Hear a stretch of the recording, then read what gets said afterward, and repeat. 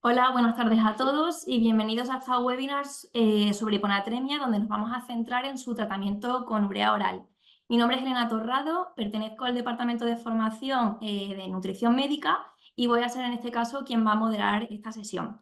En esta webinar vamos a contar como ponentes con las 3 ganadoras del primer concurso de casos clínicos sobre el diagnóstico y tratamiento de la hiponatremia con urea oral, que llevamos a cabo desde Nutrición Médica a lo largo de este año con el aval de la SEMI.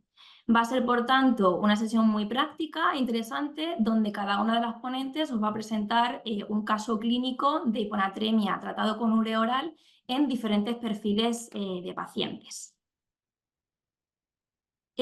Por hacer una breve introducción, comentaros que la hiponatremia es el trastorno electrolítico más frecuente en la práctica clínica, que afecta tanto a paciente ambulatorio como paciente hospitalizado.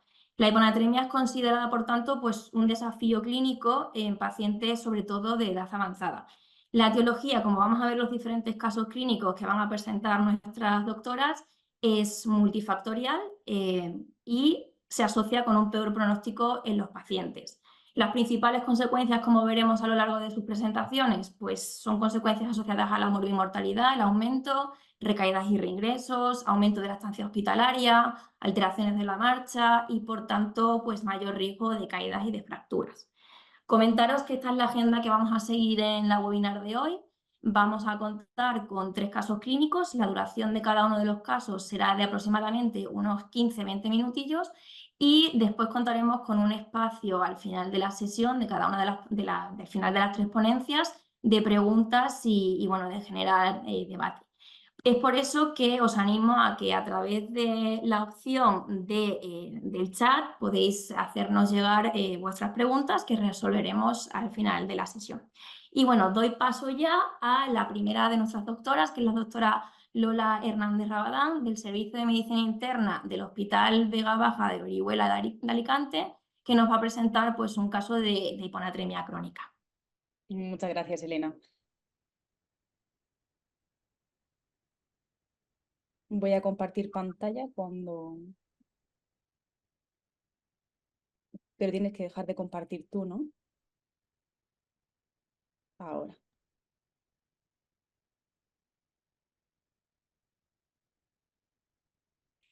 ¿Me confirmáis que se ve bien? Vale. Sí.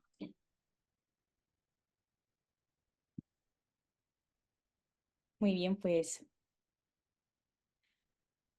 vamos a comenzar. Voy a exponer el caso de una paciente y cómo la urea oral, pues vais a ver que es la herramienta que necesitamos para afrontar la morbilidad asociada a la hiponatremia crónica en este tipo de paciente, que es el geriátrico pluripatológico. Ah, ¿me puedo pasar? Y este es el itinerario que vamos a seguir. Primero pondremos el caso clínico con mini recordatorios. Después abordaremos la importancia del tratamiento de la hiponatremia crónica, cómo se maneja y el papel que tiene la urea oral. Se trata de una mujer de 84 años. Como antecedentes fundamentales es hipertensa e hipercolesterolémica. En azul, los tratamientos que sigue activamente. Tiene un hipotiroidismo posquirúrgico por un bocio multinodular bien tratado, un síndrome de apnea obstrucción del sueño tratado con CEPAP, y desde 2009 sabemos que tiene una hiponatremia leve moderada, catalogada después de múltiples pruebas como un síndrome de inadecuada secreción de ADH, pero sin tratamiento desde este año. También catalogada de deterioro cognitivo por fallos nésicos desde 2012.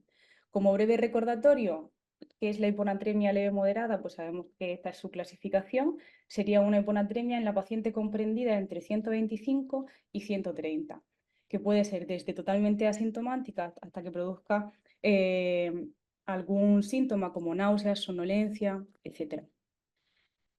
Como recordatorio, como otro recordatorio, pues decir que la hormona antidiurética se produce en el hipotálamo anterior cuando aumenta la osmolaridad en la sangre o disminuye la presión sanguínea por los osmoreceptores y los paroreceptores.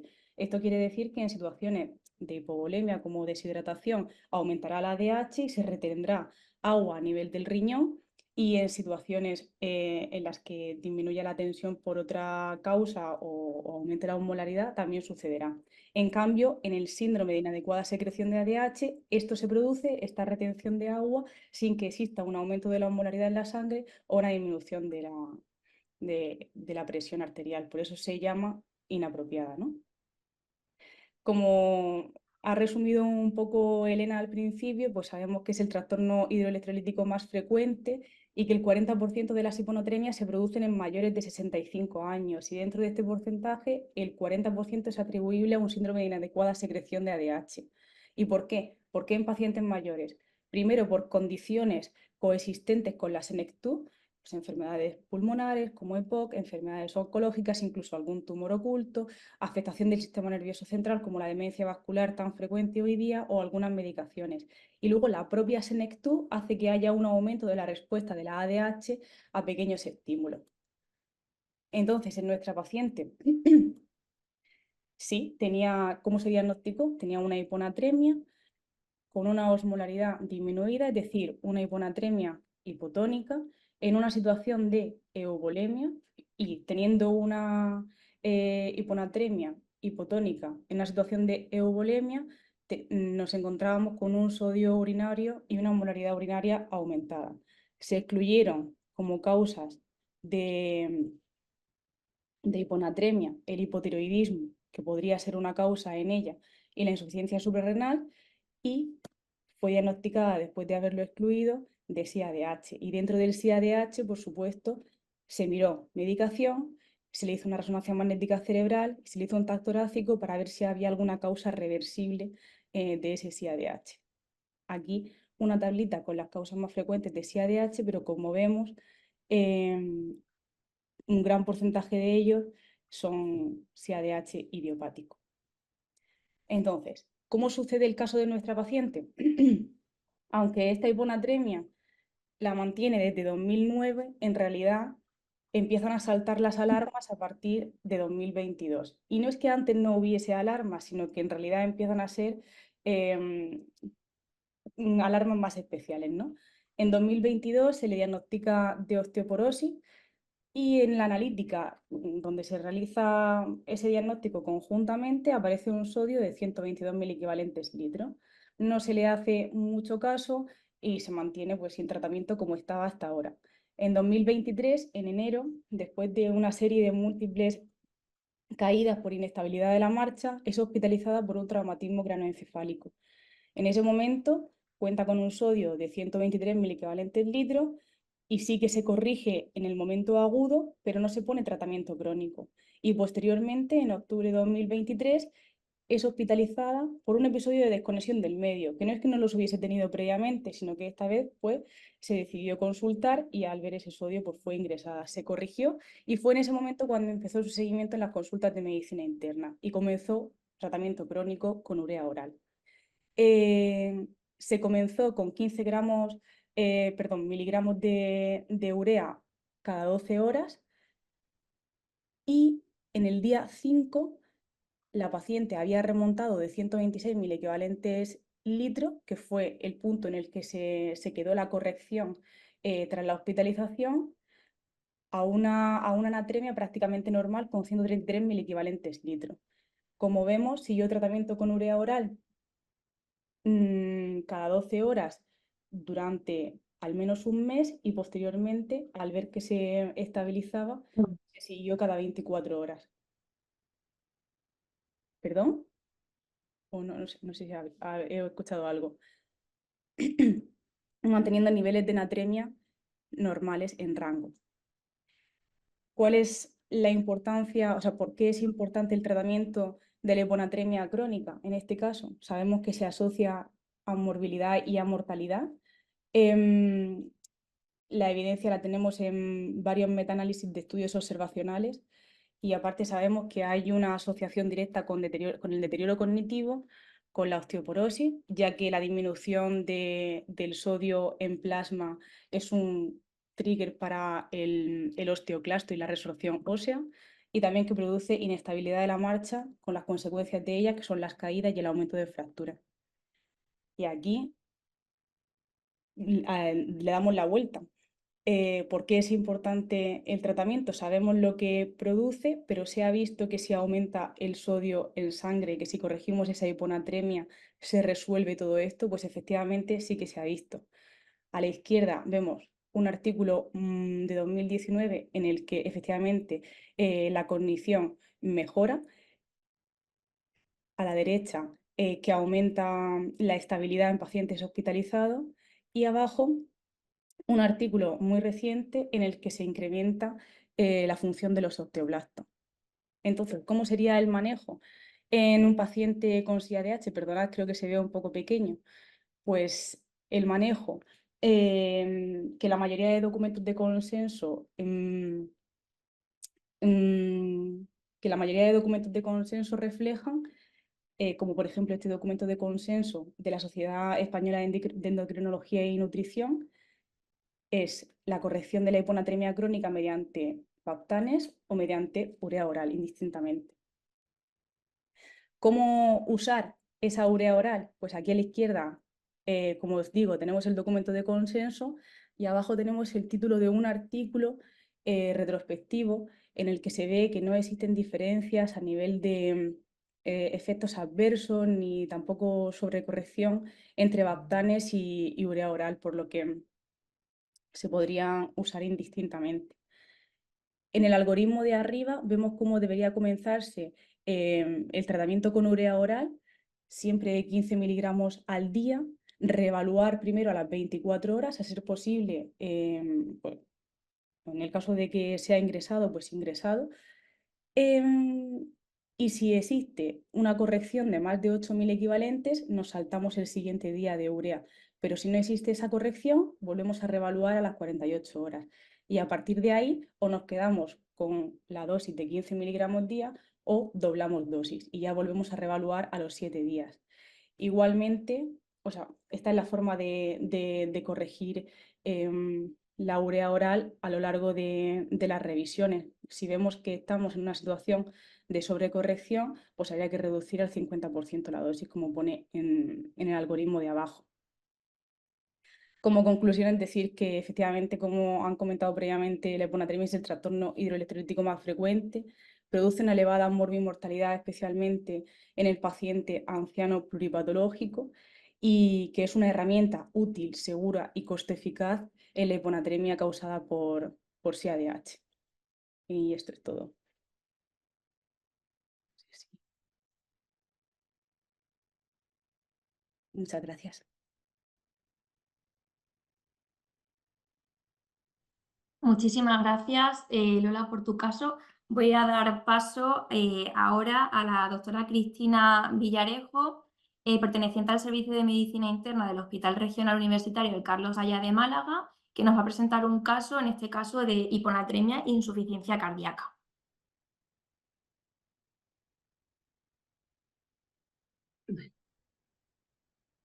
Creo que se ve bien.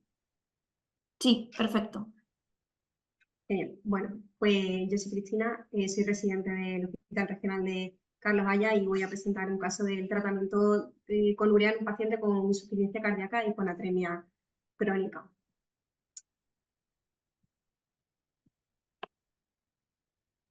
Bueno, se trata de un varón de 87 años, independiente para las actividades básicas e instrumentales de la vida diaria, que es natural de Reino Unido, pero vive en la zona de Málaga y Marbella desde hace más de 15 años. No tiene alergia y es exfumador con un índice acumulado de hábito tabáquico de 40 paquetes al año.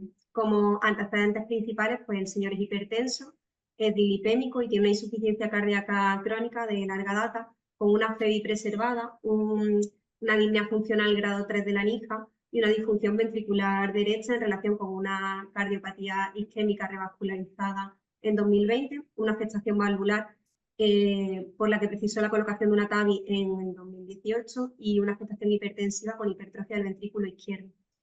Además, el paciente tenía una fibrilación auricular que necesitó el implante de marcapaso bicameral por un episodio de CEA lenta en 2015. Por otro lado, tiene enfermedad arterial periférica estadio 3B no revascularizable y una hiponatremia crónica desde hace meses que se había atribuido a la toma de diurético. Y bueno, analíticamente, en sus analíticas de rutina tenía unas anatremias en torno a 130. Su tratamiento habitual era telmisartán, bisoprolol, apisaban, atorvastatina, furosemida, 40, 80 e incluso a veces 120 en función del grado de congestión y vasopresor. Este señor acude a urgencias por actina y debilidad generalizada, asociando bradisiquia y aumento progresivo de su disnea habitual de semanas de evolución. Él decía que no había tenido un aumento considerable de los edemas, tampoco había tenido dolor torácico ni sensación de palpitaciones. No había tenido fiebre ni ninguna clínica sugestiva de proceso infeccioso subyacente.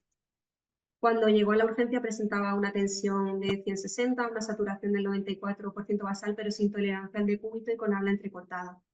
A la ocultación presentaba tonos arrítmicos con un soplo rudo multifocal, crepitantes bibasales, un abdomen sin ascitis, sin dolor, sin masas ni megalias, con unos ruidos presentes, y miembros inferiores con edemas en tercio distal. Pulsos presentes pero débiles. En la primera analítica que se hace en la urgencia, pues se objetiva una hiponatremia en 127 con una osmolaridad en sangre en rango de 273,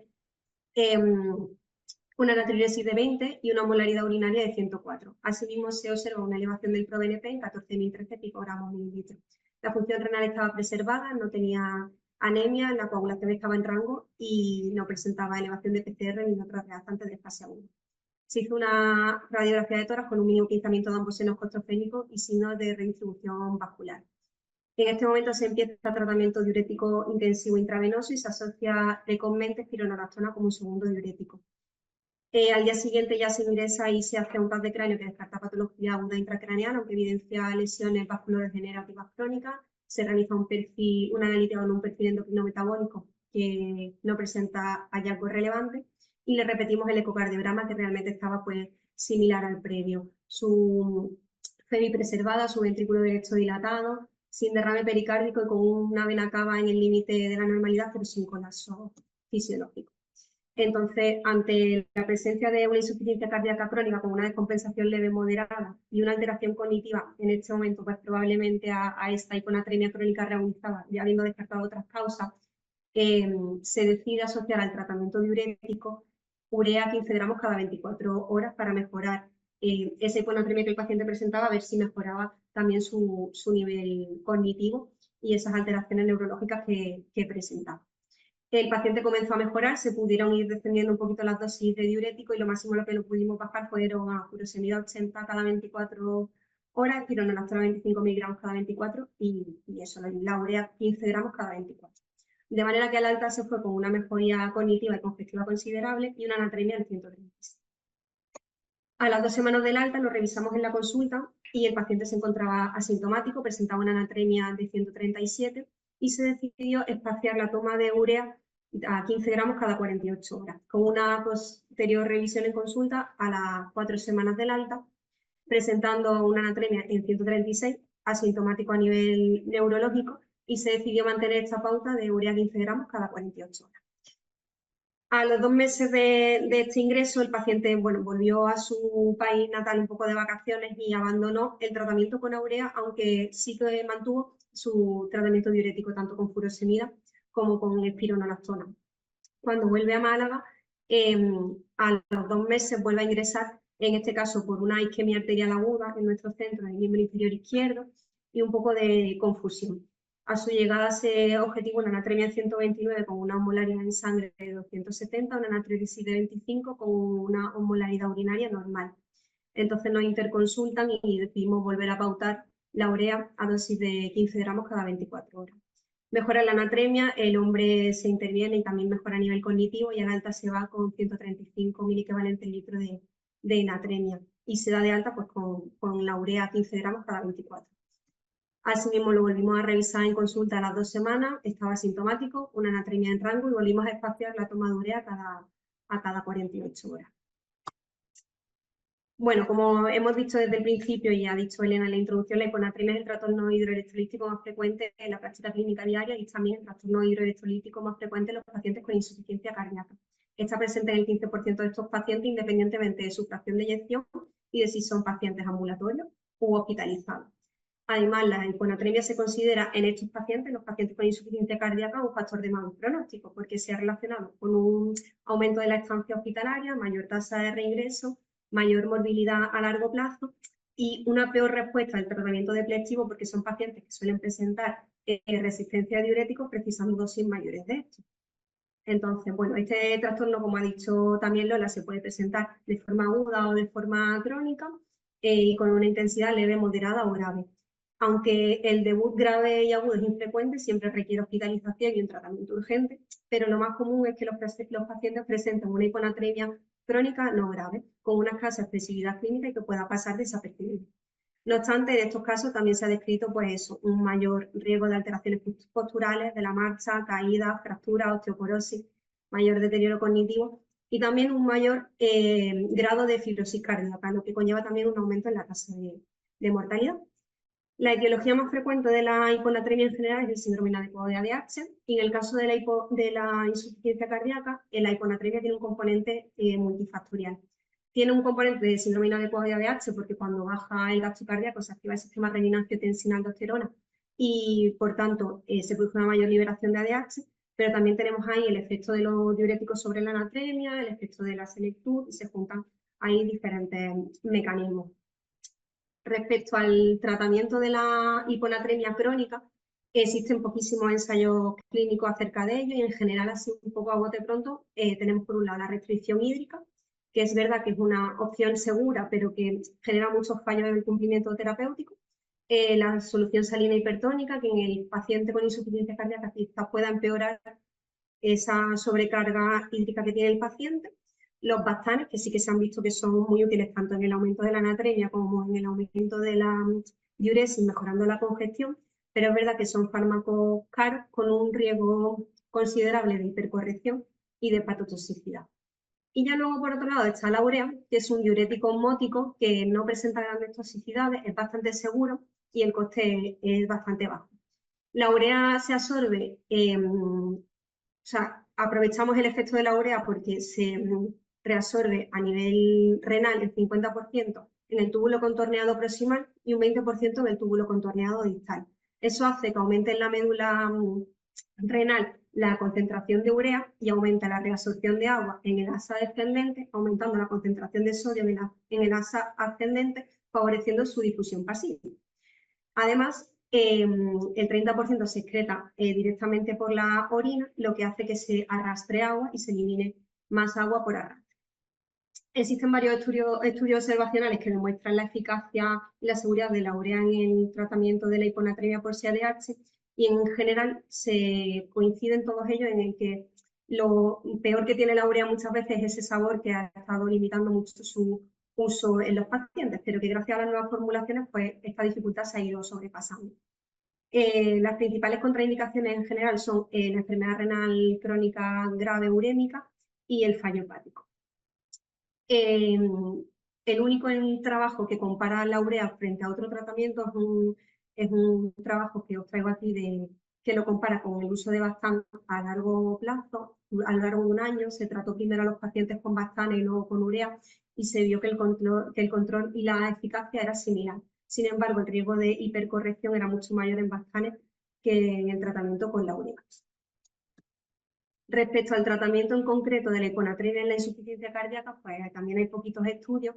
Aquí os traigo uno reciente de la efectividad de la administración de la urea en estos pacientes, cómo conseguimos que la anatremia se eleve, y otros que hablan un poco de la seguridad y de que es un fármaco eficaz y que podemos utilizar con mucha tranquilidad, sobre todo por el bajo riesgo de hipercorrección.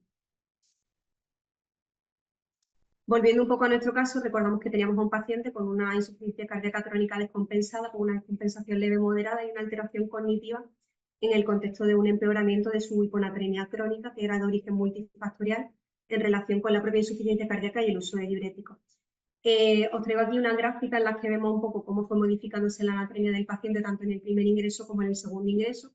Una vez que se empezó con la urea oral, la anatremia subió y se mantuvo, luego decidimos espaciarla y se mantuvo. Lo que pasa es que el paciente pues abandonó el tratamiento y vimos que la anatremia volvió a caer. Cuando llega el paciente al segundo ingreso vuelve a tener una hiponatremia. Es cuando reiniciamos el tratamiento con urea, cuando volvemos a conseguir niveles normales de natremia y podemos volver a espaciar esa toma de urea cada 48 horas.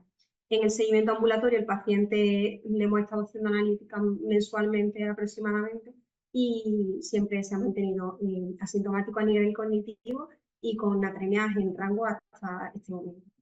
Entonces, un poco así en conclusión, es verdad que tenemos falta de ensayos clínicos y estudios que nos avalen sobre todo el uso de la urea de forma crónica en hiponatremias crónicas asociadas a la insuficiencia cardíaca, pero es verdad que solemos tener pacientes en los que por más que queramos no podemos reducir o eliminar la dosis de diuréticos habituales. Estos pacientes viven con este paciente en concreto, pues al menos 2, 3 comprimidos de furosemida al día y uno de espironolactona. Entonces, en este caso se optó por mantener la urea de forma crónica y de momento así lo tenemos. No tenemos mucha evidencia, pero es verdad que al ser un fármaco seguro y de bajo coste, yo creo que en la práctica clínica diaria cada vez lo estamos utilizando más. Y ya está, esto es todo por mi parte.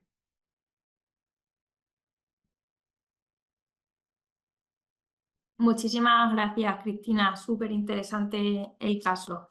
Bueno, ahora voy a dar paso a la doctora Paula Luque. Ella es adjunta de primer año de Medicina Interna en el Hospital Universitario Virgen de Macarena, ¿vale? También es subinvestigadora de 2 estudios en fase 3 sobre diabetes, obesidad y riesgo vascular.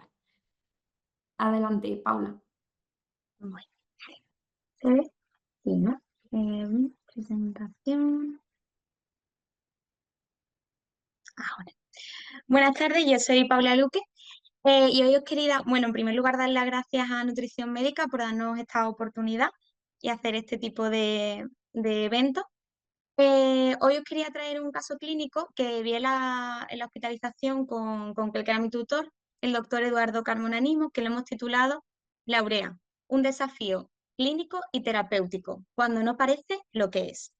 Os presento a nuestro paciente. Se trata de un varón de 79 años, sin antecedentes patológicos de interés, salvo que hace 5 años tuvo un accidente de tráfico, de ahí una lesión medular de 4 de 5, y desde entonces el paciente estaba en silla de ruedas y con un sondaje permanente por vejiga neurógena. El paciente en sus antecedentes nos contaba que él toma de 2 a 4 litros de agua a diario, y con respecto a su situación basal, era un paciente totalmente dependiente para las actividades básicas de la vida diaria, aunque las funciones superiores y cognitivas estaban conservadas. En cuanto a su tratamiento habitual, lo único que tomaba era tamsulosina, un comprimido diario, y nolotil si tenía dolor. Este paciente acude a urgencia acompañado de su mujer por un empeoramiento del estado general que describen como fiebre y disnea de varios días de evolución. A la exploración lo que llama la atención son unos roncos y unos crepitantes húmedos en ambos campos pulmonares y edemas en miembros inferiores que dejaban fobia a la presión hasta rodillas. Se completa el estudio con analítica y radiografía de tórax y orina. ¿Y qué es lo que llama la atención? Pues que en sangre el sodio está bajo, junto con la osmolaridad, pero en orina tiene el sodio alto y la osmolaridad alta. Presenta un ProBNP de 1999. Y es verdad que la radiografía de tórax no tiene muy buena calidad porque incluso está cortadilla, pero bueno, lo que se describía era una cardiomegalia, un empeoramiento de ambos senos costofrénicos, y los compañeros también observaban como que estaba sucia, presentaba un infiltrado intersticial bilateral. El juicio clínico de urgencias, por tanto, fue el de una neumonía bilateral intersticial, una insuficiencia cardíaca que se había descompensado en este contexto y una hiponatremia hipoosmolar, en este caso hipervolémica. El paciente estaba hematizado, con crepitante, probablemente secundaria a esa insuficiencia cardíaca descompensada, aunque tampoco se podía descartar que la apotomanía, el hombre bebía de 2 a 4 litros de agua diaria. Se inicia tratamiento antibiótico y se inicia tratamiento deplectivo, sueroterapia con hipertónico y restricción hídrica. ¿Qué ocurre? A los 4 días, bueno, el paciente continúa con febrícula, no ha mejorado, continúa precisando aportes de oxígeno. Sin embargo, mejoró mucho de la insuficiencia cardíaca y el paciente no presentaba edema, no crepitaba, y la radiografía ya no era una radiografía congestiva. Vemos la analítica. Los niveles de sodio habían mejorado de 106 a 123, pero nos habíamos quedado ahí. 123, 124, no conseguíamos mejorarlo. ¿Qué ocurre? Que ahora era un escenario diferente. Teníamos una hiponatremia, hipoosmolar, pero ahora el paciente estaba eubulémico, es decir, no estaba hipotenso, no tenía edema. Entonces nos planteamos, ¿tiene un CADH? Pero como sabemos, el diagnóstico de SIADH tenemos que excluir otras causas, y siempre que lo tenemos hay que hacer una búsqueda etiológica. De ahí que hiciésemos una analítica para descartar que el tiroides y el cortisol estuviesen normal Y cuando las etiologías del CADH, fundamentalmente pensar en coco y pulmón. Coco, por eso realizamos TAC de cráneo y resonancia craneal, que fue normal, y un TAC de tórax. Y en ese TAC de tórax sí que objetivamos esos infiltrados. Y el radiólogo nos decía que probablemente el paciente tuviese un proceso infeccioso tipo tuberculosis reagudizado, pero que tampoco podía descartar una infección con hongos. Con esto en la cabeza, decidimos completar las pruebas, solicitar más pruebas complementarias, entre ellas, pensando en una tuberculosis, pedimos que el paciente cultivos de esputo durante 3 días, pero es cierto que el paciente no colaboraba y las muestras obtenidas tampoco eran bastante buenas. Entonces también se solicitó cultivo de esputo, orina, heces, que fueron todos negativos. El cuantiferón fue negativo, se solicitaron también galactomanano y beta-de-glucano, que fue negativo, incluso completamos con serología de otros virus, como citomegalovirus, Coxiella, VIH, SARS-CoV-2, todo fue negativo. Mientras tanto, que nosotros indagábamos el por qué tenía esa neumonía intersticial y el por qué el paciente tenía ese CADH, el paciente persistía bradisíquico, bradilálico, inapetente. En ese momento y ante una anatremia que era imposible subir por encima de 123, 126, iniciamos urea 15 gramos cada 12 horas. Por otra parte, en este punto nos planteamos, vale, ¿cuáles son las posibilidades etiológicas de ese CADH? Un shock medular, bueno, el paciente es verdad que puede producir una hiponatremia, pero el paciente tuvo ese accidente de tráfico hace 5 años. Entonces, dudamos que sea esta la causa, pero la tuberculosis, aunque todos los cultivos y la PCR haya dado negativo, realmente tampoco han sido muestras buenas. Vamos a ampliar el estudio porque es nuestra sospecha principal. De ahí que ampliásemos nuestro estudio con una fibrobroncoscopia y el lavado broncoalveolar. El paciente, desde que iniciamos la urea, mejoró. Estaba más consciente, colaboraba mucho más, con más apetito. De hecho, podéis observar que la urea la pusimos en el día más 10 y en el día 12 ya el paciente tenía 132, 135. No obstante, el paciente persistía disneico. Y en una guardia avisaron a los compañeros ante una insuficiencia respiratoria global. Se avisó a los compañeros de UCI, pero dada la situación basal del paciente, se desestimó y acabó falleciendo. 2 días más tarde llegó la PCR de la tuberculosis, que fue positiva, y posteriormente ya el cultivo también fue positivo a Mycobacterium tuberculosis. El diagnóstico final, por tanto, es que el paciente tenía una infección por Mycobacteria tuberculosis y la SCADH era secundaria a esta infección. Que si bien es una entidad que está descrita, ¿no? Y que podéis, si vais a la literatura, hay descripción de CADH en el contexto de una infección por tuberculosis, es raro y más raro si esa tuberculosis no tiene una afectación a nivel del sistema nervioso central. De ahí que este caso sea peculiar y diferente. Aprovechando este caso, pues quería recordar un poco que el diagnóstico de la hiponatremia es algo bastante complejo, donde tenemos que tener en cuenta muchas variables. Y aquí he intentado resumirlo, sabiendo que la hiponatremia, menos de 135, como se define, es el principal ion extracelular, la osmolaridad va ahí de la mano. Si la del sodio está bajo, la osmolaridad también. El paciente era potómano, pero lo pudimos descartar porque la osmolaridad en orina estaba alta. Si la osmolaridad en orina hubiera estado baja, significa que el paciente tiene una polidipsia o es potómano y bebe mucha agua, de ahí que también la osmolaridad en orina sea baja. Lo normal que encontremos una hiponatremia hiposmolar con una osmolaridad en orina elevada. En ese caso hay que pensar en el volumen del paciente. ¿Y cómo sabemos si un paciente tiene un volumen normal, descendido, elevado? Explorando al paciente. Si tenemos un paciente con crepitante y con edema, probablemente estemos ante un paciente con un volumen corpuscular elevado. En ese caso, pensaremos en insuficiencia cardíaca, cirrosis hepática o síndrome nefrótico. Si por el contrario tenemos un paciente que está deshidratado, hipotenso, pensaremos que el volumen está disminuido, por tanto tiene que estar perdiendo líquido. ¿Por dónde? Pues eso es lo que nos va a determinar el sodio en orina. Si el sodio en orina es menor a 20, lo perderá, pues, por ejemplo, a través de la gastrointestinal, vómito, diarrea, quemadura.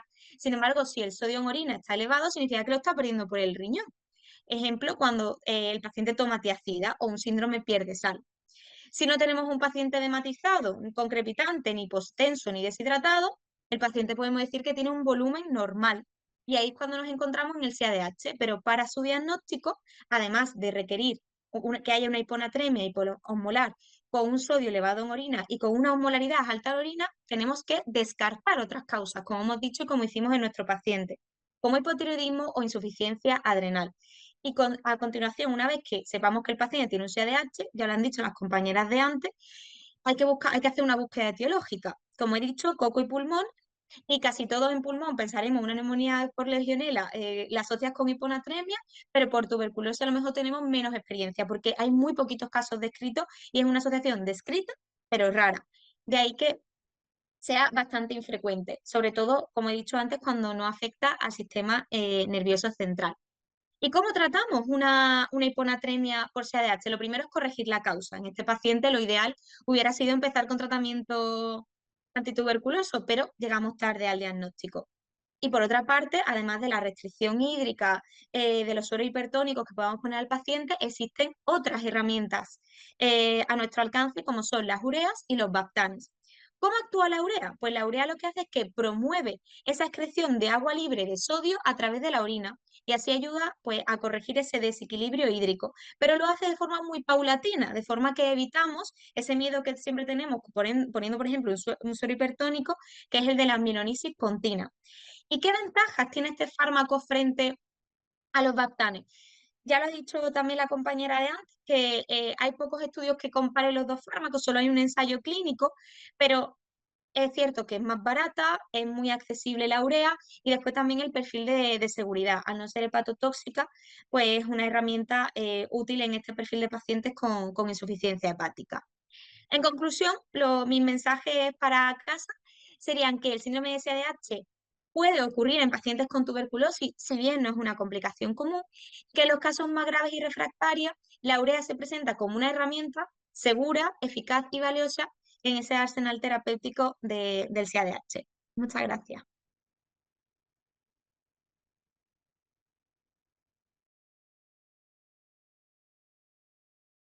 Muchísimas gracias, Paula, por tu caso. Súper interesante al final ver un CADH que, bueno, que estaba bastante enmascarado detrás de esa tuberculosis. Bueno, vamos a empezar con la parte de preguntas, ¿vale? Que nos están haciendo algunos de los asistentes y os la voy a ir lanzando en función bueno, que corresponde a cada uno de los casos. En primer lugar, bueno, nos felicitan por la sesión y querían confirmar con Lola, la primera ponente, que si la dosis administrada de urea era de 15 gramos, ¿vale? Porque ha mencionado en algún momento 15 miligramos, pues para asegurarnos de que era 15 gramos. Sí, lo siento mucho. Me he puesto nerviosa, se me ha ido la olla y he estado diciendo miligramos casi todo el tiempo, pero bueno, he actualizado el algoritmo, ahora lo veis que acabo de compartir pantalla y efectivamente son 15 gramos, ¿vale? Así que nada, lo siento mucho por Nada, el fallo. perfecto. Vale, genial. Tenemos otra pregunta. Enhorabuena por los casos clínicos. Me llama la atención en el caso de insuficiencia cardíaca que al final se le reducen mucho los diuréticos. ¿Crees que ha podido tener que ver el uso de la urea y el mejor manejo de los líquidos intravasculares el hecho de poder reducir los diuréticos? Cristina. Bueno, al final la urea también es un diurético osmótico, ¿no? Hay un 30% que se excreta por la orina y por arrastre se lleva más agua y aumenta la excreción de agua en la orina. Entonces, por supuesto que influye. Además, el corregir la anatremia también mejora la efectividad de los diuréticos, así que todo suma. Claro, claro. Genial. También preguntan que qué fármacos son los que en vuestra experiencia de práctica clínica más hiponatremias generan o agravan la situación del paciente. Esto es una pregunta creo que es un poquito más general. Bueno, en mi caso casi todo, bueno, diuréticos y también, como he dicho siempre, pensar en el coco, no solo en los cerebrales y eso, sino también en todos los fármacos antipsicóticos y antidepresivos. En mi caso son los que más producen hiponatremia, siempre que tengáis sertralina, benzodiazepina, quetiapina, coco, o sea, todo lo que venga de ahí, casi todo produce hiponatremia. Vale, y en el caso, por ejemplo, Paula, que ese fármaco no se pueda retirar, ¿cómo lo soléis tratar? Que tengamos Bueno, esa hiponatremia crónica inducida por fármacos. Bueno, si es un diurético, como ha dicho ella antes, lo intentamos reducir en la medida de lo posible y vemos un poco la evolución. Si no mejora, pues entonces ya en ese caso, si es un CADH, bueno, intentaríamos tratarlo, es que es un poco fuera de ficha técnica. Hay veces que podemos utilizar urea, pero no está, vamos, corrígeme si me equivoco, no está en ficha técnica, ¿no? Que sea inducido por fármaco. Pero hay Para veces que es que, cualquier tipo, es para cualquier vale, tipo. El vale, origen del CADH puede ser por CADH oncológico, inducida por fármacos, tiene que ser un vale, CADH. vale. Bueno, en ese caso intentamos siempre reducir la dosis. En el caso de todos los que son de benzodiazepinas, antidepresivos, hablamos con el psiquiatra a ver si hay una alternativa que no lo produzca, sino normalmente pues intentamos con urea, en el caso de que sea sobre todo mal tolerada, porque hay veces que la hiponatremia, pacientes que llevan años y años, ¿no? Con 10 años con antipsicóticos y su sodio es a lo mejor 129, 130 y lo toleran bien, pues quizás eso ni siquiera nos planteamos, intentamos hacer el cambio de fármaco, pero si no tienen síntomas, mm, Claro, claro. Muchas gracias, Paula. Y en vuestro caso, qué tipo de fármacos soléis encontrar más? Yo estoy de acuerdo, creo que los diuréticos, sobre todo la tiazida y los neurolépticos, los antidepresivos, el ISRS. Vale, perfecto. También nos preguntan bastante, perdona, Laura, no sé si te he cortado aquí, vas a decir algo. Nada, es que iba a repetir lo mismo y directamente he decidido no poner el micrófono porque efectivamente siempre son los antidepresivos, normalmente los ISRS y las tiazidas. Perfecto. También nos preguntan que cómo se protocoliza generalmente, cómo lo hacéis al alta. Cada uno habéis explicado un poquito en ese caso concreto, pero nos preguntan que cada cuánto citáis pacientes crónicos que están en domicilio, que cómo hacéis esos seguimientos de la anatremia. En este caso, Paula, tu caso, el paciente falleció, hemos visto que Cristina sí, pues bueno, se hizo esa reducción del tratamiento, pero bueno, no sé si tenéis en introducción en el hospital algún protocolo de manejo del paciente ambulatorio una vez que está dado de alta con la hipanatremia, nos preguntan. Nosotros en general lo revisamos en las consultas de la unidad de insuficiencia cardíaca y un poco en función del médico, pues lo va citando con mayor o con menor demora según como lo vaya viendo. Normalmente pues a las 2 semanillas del alta una revisión y ya luego vamos viendo. Nosotros, por desgracia, no tenemos ningún protocolo, como bien has apuntado, Elena, pero la verdad que se debería tener y lo hacemos mediante las consultas de medicina interna de forma ambulatoria y nos lo vamos citando conforme, bueno, muy similar al protocolo de los documentos de consenso. Siempre se intenta que a las 24 o 48 horas el paciente tenga una analítica de control para que no, por ver si existe sobrecorrección entre comillas y posteriormente a la semana y ya luego a los 15 días o al mes. Y no lo hacemos a través del médico de cabecera, sino que lo hacemos a través de las consultas de medicina interna. Perfecto, genial. Vale, luego también tiene una pregunta para el caso de Cristina, que era saber si antes de administrar el tratamiento de urea se utilizó un tratamiento anterior, o sea, un tratamiento inicial, o sea, si directamente se trató con urea al paciente o si hubo algún tratamiento inicial pues que no tuvo éxito y que por eso se utilizó la urea en segunda instancia. Para la hiponatremia como tal, no, porque bueno, el suero hipertónico en principio lo descartamos por no empeorar el grado de congestión y con los Bastanes que son más caros y sobre todo tienen menor perfil de seguridad, sobre todo en pacientes mayores, se empezó directamente con urea. Vale, vale, perfecto. Y la última pregunta ya que me hacen del caso de Paula es que ¿cuándo podemos utilizar la urea en hiponatremia? ¿No? En tu caso fue el día 10, pero cuando la iniciasteis, pero ¿cuándo se recomendaría empezar con el tratamiento de urea? ¿Una vez se detecta o sea, en bueno, qué momento empezar? realmente nosotros la iniciamos en el día 10 porque antes habíamos tenido sospechas de otras etiologías. Cuando tuvimos claro que fue el CADH, básicamente la iniciamos ahí. Entonces, yo por mi parte, si está claro el diagnóstico de SADH, se puede iniciar desde el momento, sobre todo si es una hiponatremia grave que además produzca mucha sintomatología en el paciente, otros casos Ujú. que he tenido. Vale, genial.